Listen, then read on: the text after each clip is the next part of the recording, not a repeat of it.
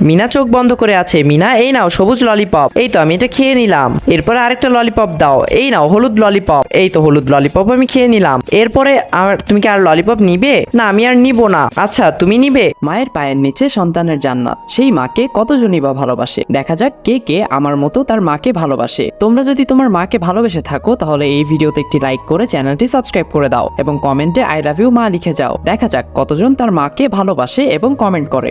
না না, আমি একটাও ললিপপ নিব না, তোমরাই খাও ললিপপ।